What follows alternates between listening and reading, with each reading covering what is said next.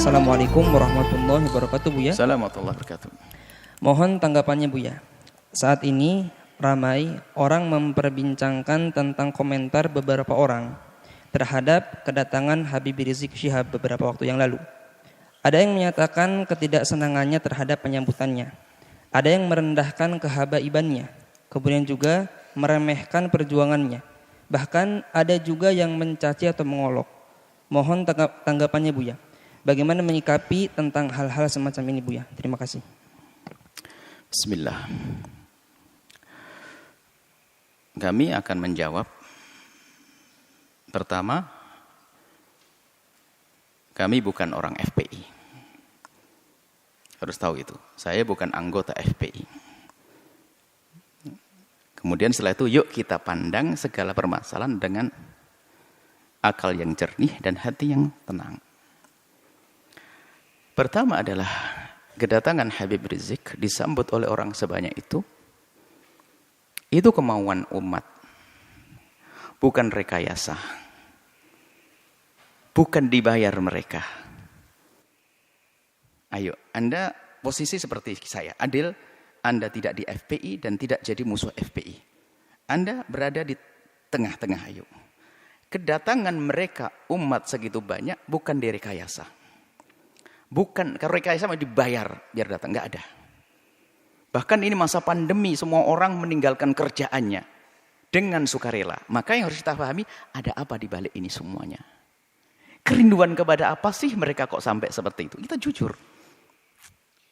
Nggak perlu kita marah-marah ini. Kadang-kadang dimarahkan Habib Rizik. Habib Rizik ingin datang ke negerinya, ingin berjuang, ingin berdakwah.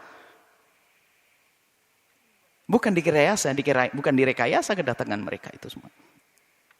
Nah ini yang pertama yang harus kita pahami supaya kita tidak suudzon ini. Enggak ada rekayasa. Bahkan yang datang itu orang rela berkorban. Kemudian kedatangan beliau adalah apa tadi, membuat kerusakan, keramaian dan sebagainya. Mari kita pandang dengan jujur juga. Kalau Habib Rizik mengadakan kumpulan, demo dan sebagainya misalnya. Jujur Anda, apa sih yang diminta Habib Rizik? Habib Rizik tidak minta pulau untuk pesta apa. Tidak juga minta jabatan jabi apa. Tapi yang diminta apa? Coba kita cari. Anda jujur sebagai bangsa Indonesia yang adil, yang jujur, apa yang diminta? Jejer permintaannya apa sih? Dulu permintaannya adalah bagaimana ada orang yang mengucapkan kalimat yang merendahkan umat Islam dengan merendahkan Al-Quran, ayo diadili. Apakah permintaan semacam ini salah? Coba dilihat dulu apa sih permintaan Habib Rizik? Ini harus jujur Anda melihat Habib Rizik kalau kumpul-kumpul minta apa? Yang diminta apakah Habib Rizik ingin pemerintah memfasilitasi, Habib Rizik ingin membangun tempat minuman keras paling besar sejagat raya? Enggak juga. Kalau Habib Rizik minta begitu, kita berontak semuanya. Yang diminta apa? Coba kita jujur. Yang diminta baik atau jelek? Kalau yang diminta baik, kenapa kita bingung yang diminta baik kok? Keadilan misalnya. Harus ada misalnya menghentikan kemungkaran. Selagi yang diminta baik. Isunya diminta baik. Maka jangan gampang menilai orang dengan buru-buru. Sekarang jujur minta apa? Anda bisa melihat di media. Atau Anda datang kepada Habib Rizik minta apa? Kan begitu. Yang diminta apa? Yang diminta adalah yuk kita menegakkan. Habib Rizik misalnya FPI di beberapa tempat minta agar kemungkaran di sini dihentikan. Loh, kemungkaran dihentikan apakah permintaan yang salah? Karena kemungkaran itu akan merusak orang lain. Coba yang diminta apa? Ini jujur dulu. Kalau yang diminta adalah menghentikan sesuatu yang membahayakan umat. Umat membahayakan itu bukan saya membahayakan di dunia. Kita punya iman di akhirat. Yang membahayakan di dunia nggak boleh. Misalnya Habib Rizik memasang ranjo-ranjo, kita hentikan. Membahayakan di dunia.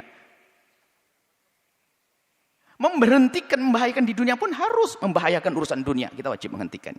Apalagi jika yang diminta adalah menghentikan segala sesuatu yang bakal merusak akhiratnya umat misalnya. Dan itu memang yang diserukan adalah selama ini yang kami ketahui adalah mengajak itu. Bagaimana agar kemunkaran tidak terus merebak, kemudian juga bagaimana keadilan bisa ditegakkan. Di saat menuntut keadilan bukan berarti orang-orang yang lagi berkuasa 100% tidak adil. Ada beberapa tempat yang kurang serasi atau perlu disesuaikan agar terjadi keadilan. Jadi minta keadilan itu wajar, sah. Keadilan. Berlaku untuk siapa? Untuk semua umat, untuk bangsa ini. Bukan keadilan untuk Habib Rizik dan FPI-nya, bukan. Keadilan untuk semuanya. Coba yang diminta apa? Nah ini maksud kami adalah jangan buru-buru menilai. Yang diminta apa? Bukan minta bantuan untuk membangun pesantrennya di mana, bukan untuk kepentingan ormasnya, bukan. Akan tapi selama ini disuarakan adalah seputar itu. Bagaimana menghentikan kemungkaran, bagaimana menghadirkan keadilan, kemudian bagaimana membatasi sepak terjang orang yang tidak banyak manfaatnya untuk negeri ini misalnya. Dengan suara-suara seperti itu. Bagaimana menghentikan kebobrokan moral. Ini kan permintaan yang baik semuanya.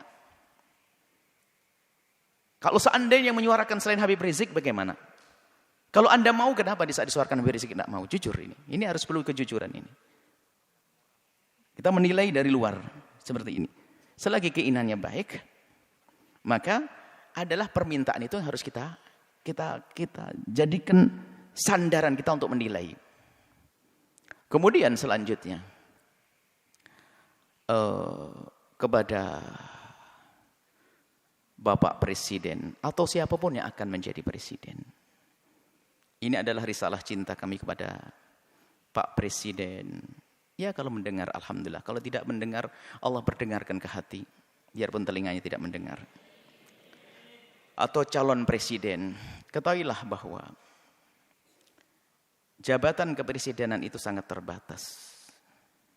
Apa artinya 1 kali naik, 2 kali naik, ujung-ujungnya adalah kesengsaraan yang panjang di akhirat nanti.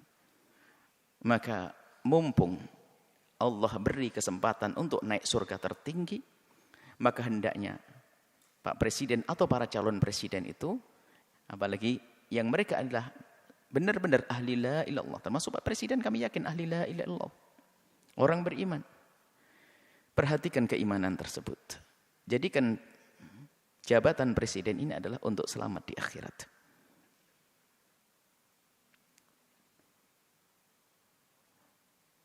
Maka selama ini panjatan doa semoga orang-orang seperti Habib Rizik dijaga dan bisa istiqomah. Dan doa kita kepada Pak Presiden semoga juga Allah memberikan bimbingan agar bisa menjadi baik semuanya. Tidak perlu kita memusuhi, akan tapi kita perlu bagaimana menghantarkan kebenaran. Kita tidak punya permusuhan dengan Bapak Presiden. Akan tapi kami punya cinta karena kami tahu beliaunya adalah ahli la ilaha illallah. Kami ingin bahasanya kelak juga selamat di akhirat. Maka mohon, atau calon-calon presiden yang akan datang. Ingat, jadi presiden adalah berbatas waktunya. Tapi akhirat adalah selamanya dan tidak berbatas. Maka jangan sampai di saat menjabat kepresidenan ini adalah ditipu oleh orang-orang yang ada di kiri kanan kita misalnya. Yang punya kepentingan syahwatnya, urusan dunianya, tidak ada hubungannya dengan imam. Sehingga kita akan kebawa ke sana. Maka pandanglah dengan adil. Orang yang bakal mengganggu akhirat Anda pinggirkan. Anda bisa melihat pasti. Di kalangan menteri, di kalangan pakun harus dibersihkan dari orang-orang yang bakal mengganggu keselamatan kita di akhirat. Kami yakin Anda ahli iman. Kami mendengar Anda jadi imam sholat. Anda juga umroh. Subhanallah. Tinggal perlu Anda mengikuti hati kecil Anda bahwasanya Anda ahli iman. Maka segala sesuatu yang bertentangan dengan keimanan Anda ini ayo diberesi, diselesaikan. Karena itu akan ada tuntutan dan tanggung jawab di hadapan Allah Subhanahu wa taala. Kemudian berlapanglah dengan masukan atau kritik dari siapapun. Maka di saat ada misalnya selama ini rame seperti tadi hubungan dengan Habib Rizik dan sebagainya. Yang diminta adalah, kami yakin yang diminta Habib Rizik adalah di hati kecil Anda adalah Anda setujui. Keadilan, kebaikan dan sebagainya. Kami ingin bertemu ini maksud. Kami yakin insyaAllah. Kami yakin khusnudzon bahasanya Anda orang beriman dan presiden-presiden setelahnya. Kami tidak mengarah kepada presiden hari ini. Selagi itu keinginan yang baik, ayo kita kita sambut. Dan nanti secara umum, kritik itu justru mengangkat kita. Bagaimana kita menjadi waspada. Kritik itu, kadang kita tidak bisa sadar, tidak bisa mengoreksi diri kita sendiri. Akan tetapi dengan kritik itu kita bisa berbenah. Kalau tidak ada kritik kita nggak akan waspada. Seperti di lembaga begini, kalau tidak ada kritik nggak akan ada perubahan. Ada yang kritik, Buya kenapa kok begini? Langsung kita buat perubahan. Kira-kira ini menarik. Semakin banyak yang mengkritisi Anda, sebenarnya semakin besar peluang Anda untuk menjadi lebih bagus. Hanya di saat dikritiki oleh seseorang, kita lihat, kita pelajari. Lalu bagaimana? Yang mengkritik itu sendiri diajak untuk menyelesaikan bersama. Karena yang mengkritisi biasanya punya bahan, punya modal untuk menyelesaikan masalah. Seperti ini. Ini adalah kepada pemerintah. Jangan menuruti orang-orang yang hanya menuruti hawa nafsunya. Anda akan rugi. Hidup Anda berbatas. Hidup Anda berbatas. Kita tidak rela ahli la ilaha illallah di alam barzah mendapatkan siksa dan di padang mahsyar tersiksa, di akhirat tersiksa. Tapi surga kah untuk semuanya? Surga untuk ulama, surga juga untuk presiden kalau mau. Inilah, maka kalau seandainya kesadaran semacam ini hadir, nggak akan ada ontran-ontran semacam ini. Semuanya aman tentram. Semuanya aman tentram. Bisa. Orang punya niat busuk akan terlihat begitu mudah. Apalagi sekelas presiden, sekelas pemimpin. Itu sangat mudah. Orang ini niatnya hanya kepentingan urusan ini. Kebaca. Artinya tinggal. Kalau memang tujuannya nggak benar merusak negeri ini, merusak bangsa ini, amanah di hadapan Allah. Ya jangan diperkenankan orang semacam itu begitu. Jujur, bukan karena hawa nafsu, bukan hanya mempertahankan kekuasaan. Biarpun kita pertahankan akan berakhir ini kekuasaan kalau tidak kita pertahankan dengan cara yang benar. Tapi harapan kami adalah yang menjabat di negeri ini, presidennya adalah dengan Allah, dengan imannya, lalu selamat nanti di akhirat. Maka demo-demo yang selama ini Anda dengar, Anda perhatikan, Anda sambut. Sebagai seorang bapak ngayomi anak, sebagai seorang presiden, apa sih yang ayo diskusi yang baik. Seperti itu. Jadi selagi itu yang diminta hal yang baik, jangan ditolak. Kecuali dia minta jelek, minta membuat, mestinya ya harus ditolak itu. Perusahaan yang haram, perusahaan merusak, perusahaan ini, perkumpulan merusak. Ini yang harus kita tolak. Tapi kalau orang berkumpul datang kepada Anda, menyuruh, mengajak kepada kebaikan, hendaknya Anda bertanya, karena itu sebetulnya mereka menghantarkan surga untuk Anda. Seperti itu. Jadi ini kepada Bapak Presiden hari ini atau presiden yang akan datang. Semoga ini menjadi kaidah. Siapa menjadi presiden, hendaknya seperti itu. Allah keindahnya di dunia jadi presiden, ternyata jabatan presiden ini hanya untuk melangkah ke surga. Sebab surganya presiden lebih mudah, gede banget. Karena apa? Dia punya kekuatan. Kekuatan untuk masuk surga mah gampang. Seperti itu. Kemudian selanjutnya, kepada umat semuanya, hentikanlah dengan budaya mengadu domba. Habaib diadu domba dengan habaib. Habaib dengan ulama. Ormas dengan ormas. Hati-hati, ada Allah. Jika Anda menyebarkan sebuah berita tapi niatnya jelek, ada hitungannya di hadapan Allah. Allah akan porak-porandakan di dalam diri kita sendiri. Kita tidak bisa ngancam dengan senjata. Kami hanya mengingatkan ada Allah. Kita tidak mengancam dengan apapun. Allah. Jangan mengadu domba antara habaib dengan habaib. Ulama-ulama. Kalau mengambil berita, sekiranya kalau itu maslahat Anda sebarkan. Tidak memotong omongan orang untuk diadu. Masya Allah. Khususnya para habaib adalah dzurriyyah Nabi SAW yang kita harus mencintai mereka. Apalagi menyebarkan berita-berita. Maka kepada umat semuanya, ayo ada hitungannya. Yang biasa mengadu domba, maka ketahuilah di dalam rumahnya pun pasti tidak semesra. Ingat, yang biasa menyebar berita-berita enggak karuan itu sebetulnya di rumahnya pun tidak mesra dia.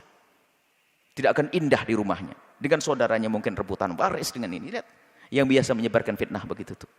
Yang suka nyebar fitnah-fitnah, memfitnah para habaib, memfitnah para ulama itu, kalau dilacak dalam rumahnya enggak ada mesra. Itu enggak tegur sapa sama saudaranya berbulan-bulan, bertahun-tahun mereka. Mungkin tidak akur dengan bapaknya juga. Kenapa? Hati yang kotor itu. Lihat. Menfitnah habaib. Menfitnah umat Nabi Muhammad, ngadu domba umat Nabi Muhammad saja enggak boleh, apalagi ini dzurriyyahnya Nabi Muhammad sallallahu alaihi wasallam. Kemudian Ada karena marah dengan seperti Habib Rizik, marah dengan seperti ini, lalu sampai mengarah kepada perendahan kepada nasab, innalillah. Sampai ada yang mengatakan katanya, apa betul itu turun Nabi? Ayo dites DNA. Astagfirullah, innalillah. Menafikan, menolak nasab yang sudah jelas semacam itu, maka itu seperti mengqadzaf, menuduh orang melakukan zina. Dosa besar. Kalau sudah jelas itu nasab, sudah kita akui. Jangan mengatakan DNA-nya ini. Ada apa? Kalau kita bukan habaib, mestinya kita mencintai, bukan mengendengki dan ngiri. Enggak ada artinya. Ngiri tambah jauh. Kalau kita mencintai, kita bersambung. Beliau menjadi habaib juga dipilih oleh Allah. Bukan permintaannya. Maka kita yang mandang harus mandang dengan hormat. Ada pun masalah jika ada yang kurang tepat di antara habaib salah. Ya kita kewajiban menegur. Seperti kita menegur anak kita. Seperti di pondok kita ini banyak habaib, anak-anak habaib. Ya salah ya kita tegur. Tentunya dengan kasih dan cinta. Tapi kalau sudah mengarah kepada penolakan nasab, ini sudah ada kebenci dan ngiri. Ini adalah bahaya sekali. Hati-hati ini. Kemudian juga kepada pengikut-pengikut FPI. Jangan sampai Anda menodai Habib Rizik. Sepak terjang Anda harus benar-benar direstui Habib Rizik, diketahui dan sesuai dengan apa yang ada di pikiran dan hati Habib Rizik. Kita tidak ingin ada sebagian orang melakukan satu tindakan ternyata mencoreng Habib Rizik. Ini menjadi masalah. Jangan sampai tujuan Habib Rizik yang mulia, yang istimewa ini ternodai oleh kita-kita apa orang-orang yang dengan perilaku yang terburu-buru, hanya mendahulukan hawa nafsu dan sebagainya. Nah ini maka di sini kita ingin bahwasanya perjuangan orang-orang seperti beliau ini, Habib Rizik ini bisa mulus, sukses. Kemudian nanti juga presidennya juga akhirnya juga sukses. Bangsa ini sukses, surga lah semuanya. Anda bercekcokan. Tinggal yang tersisa siapa? Orang yang sibuk ngadu domba, bermusuhan, caci maki dan sebagainya. Hidupnya begitu dia. Dia tidak mesra selamanya. Dan hendaknya antara ormas dengan ormas ini adalah untuk saling melengkapi. PFPI, ormas, NO, ormas. Nanti ada lagi ormas besar seperti Nahdlatul Wathon, ormas, Wasliyah, ormas. Tidak boleh jadi saling bermusuhan. Akan tapi ini adalah potensi umat Islam. Ingat, Anda punya Allah. Itu kekuatan.